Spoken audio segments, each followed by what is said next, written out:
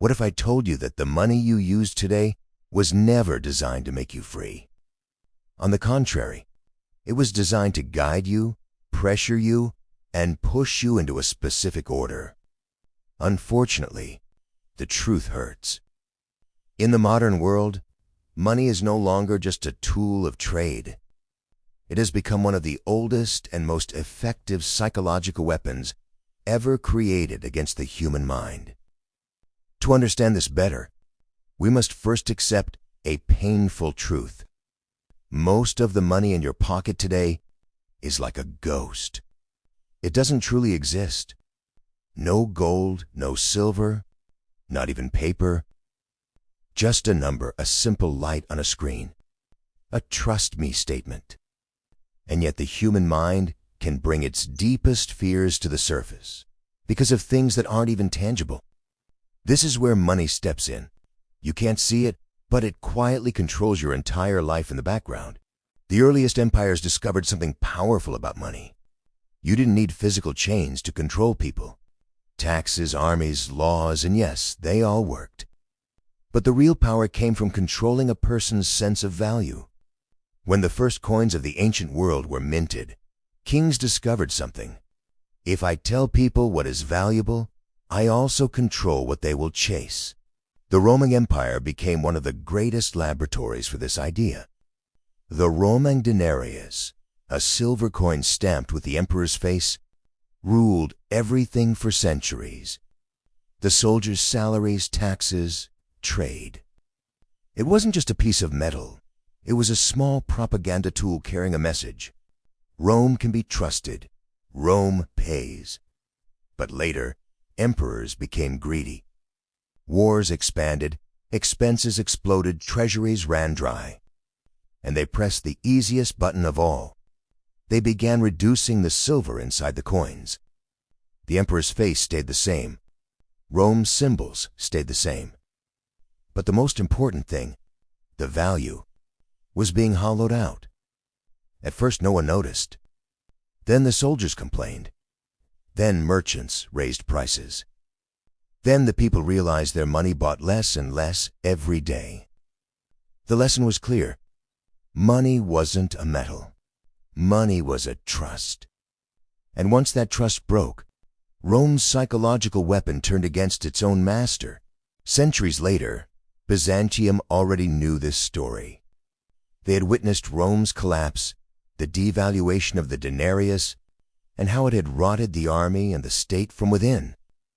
So they found a solution, the gold solidus. The solidus was so reliable that people across Europe, the Middle East, and even Asia accepted it without hesitation. It wasn't just a coin, it carried a message. Byzantium does not break its word, but power never tolerates patience. Centuries later, the Byzantine emperors fell into the same trap. They thinned the gold, mixed in cheaper metals, made the coin lighter. The emperor's face remained, the sacred symbols remained. But the inside, the essence, was gone. At first, only a few noticed. Then soldiers, then merchants, then the people. And one day, that once rock-solid currency was no longer sacred in anyone's eyes. When money weakens, it is not just the economy that collapses. People's faith in the state collapses.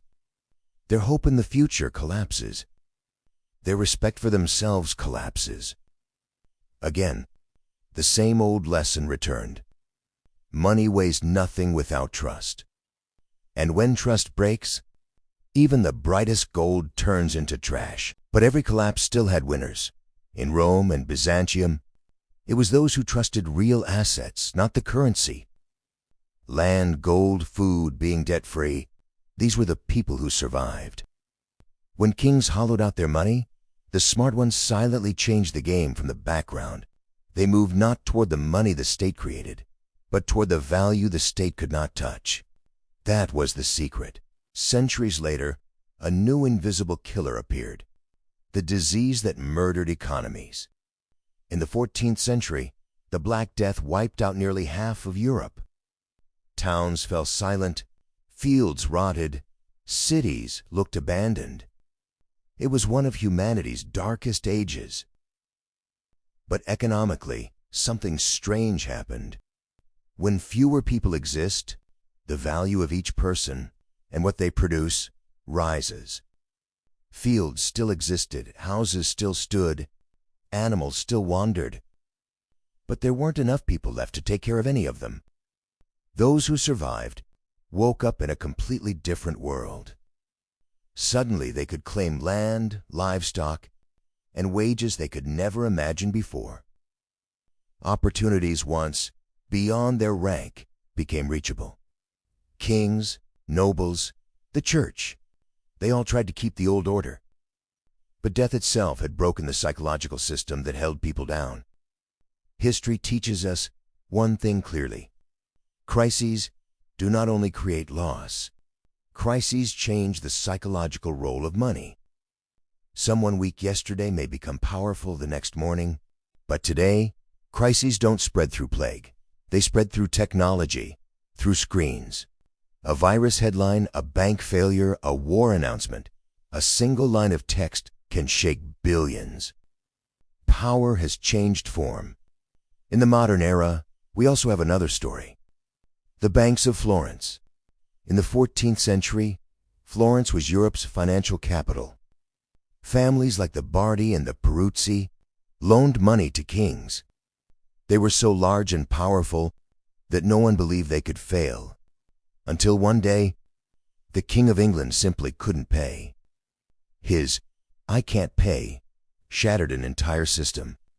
Gigantic banks collapsed, vaults emptied, trade froze, and people learned a brutal truth. Even too big to fail institutions can fail. Does this sound familiar? Centuries later, Lehman Brothers, banks around the world. And today, institutions that once said, failure, impossible. All of them whisper the same message. Institutions use your trust, but they do not exist to protect you. Money acted as a psychological weapon once again. Signs whispering, "Your money is safe with us," became meaningless overnight. And each time the same question remained. Do you own your money? Or does your money own you? Money isn't just used in daily life. It has always been a tool of mental warfare, especially during war. During the American Civil War, both the North and the South learned a painful truth.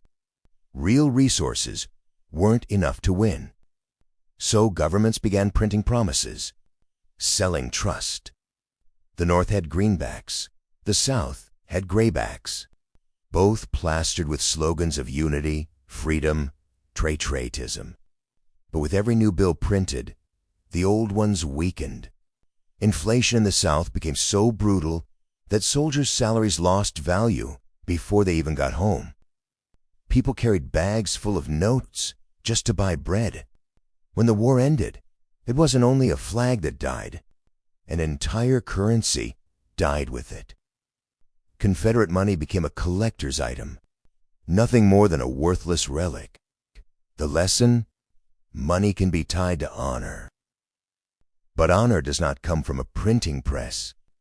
No symbol on paper is stronger than the psychology of people. Fear, panic, hope, belief, trust. In the modern age, this psychological weapon has become even more sophisticated. During the 1997 Asian crisis, many countries paid the price for trusting someone else's currency. They borrowed in foreign money. They were told, "Don't worry, the exchange rate will stay stable." And then, of course, the rate exploded. People didn't change jobs, houses, or lifestyles. Yet overnight, they became poor. Money again acted as a psychological weapon. The foreign currency is safer, they thought. But trust manipulated them, and they paid the price. Recently in Lebanon, this weapon showed its cruelest face again.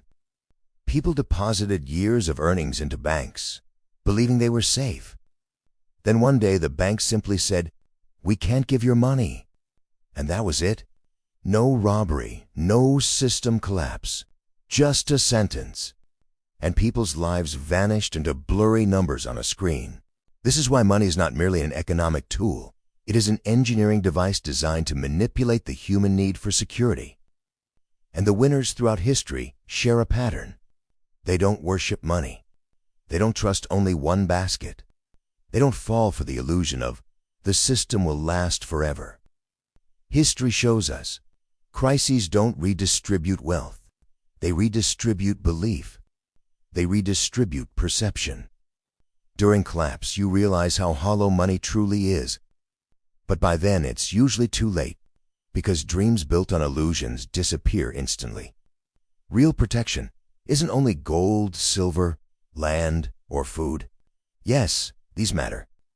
But a deeper protection exists. What can you create? What can you fix? What problem can you solve when systems fall? After the Black Death, bakers, craftsmen, farmers, those who could do something, became more valuable than money. Their skills didn't inflate. Their worth didn't collapse. They didn't hang a closed sign. And today, nothing has changed. If systems collapse, people will still need food, shelter, repairs, production, services. History screams the same message. Collapse is not an exception. Collapse is the rule. Empires, banks, currencies, giant corporations, they look eternal until the day they suddenly fall. So what remains? Your loyalty to illusion, or the real value you can protect? Money is a tool, yes, one that affects your entire life. But today, that tool has become a weapon that targets your subconscious. In the background, without you hearing, it constantly whispers, "You are not enough.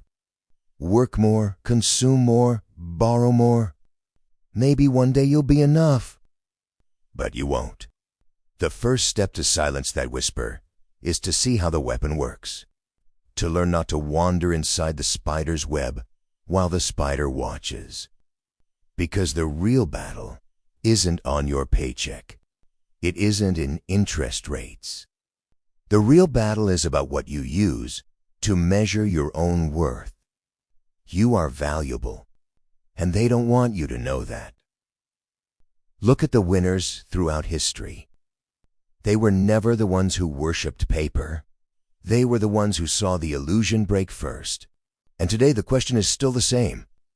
Are you playing the value money assigns to you? Or are you beginning to see the game itself? If this narrative shifted your perspective on money even slightly, remember this.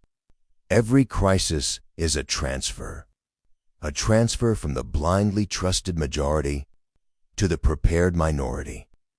Sometimes wealth changes hands, sometimes power, sometimes simply the sense of reality.